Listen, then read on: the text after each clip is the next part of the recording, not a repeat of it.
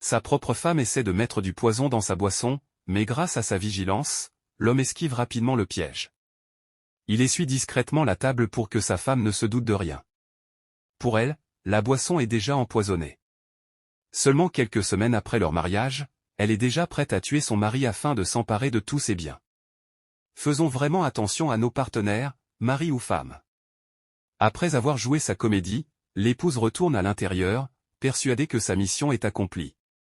Resté seul, le mari est totalement pétrifié et sous le choc. Il n'aurait jamais pu imaginer une telle trahison de sa part.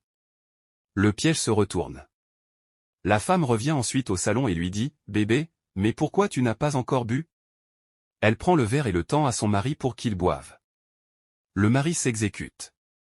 Mais la femme se trompe lourdement, puisqu'il a évité le poison et que la boisson est saine. Pensant que son plan a fonctionné, elle savoure sa victoire en lui disant « Chérie, je t'aime ». Le mari la regarde et lui lance alors un message codé « Ma femme, tout cet argent que tu vois, ce n'est pas fait pour être gaspillé. Je ne donne rien à personne, cet argent sert à réaliser des projets. Nous allons donc tous subir les conséquences. » La femme n'est pas du tout d'accord avec les propos de son mari. C'est alors que le mari commence à faire semblant d'être attaqué par les effets du poison. Mais tout cela n'est qu'un jeu de sa part pour la tester. Paniquée, la femme crie et appelle la bonne, mais le mari la coupe « Non, rien, tout va bien. » Il recommence son jeu d'acteur.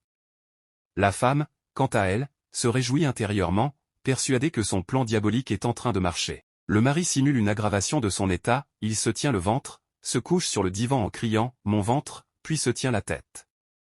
Quelque chose de terrible se prépare dans la partie 2, écrivez partie 2 en commentaire, abonnez-vous et partagez la vidéo.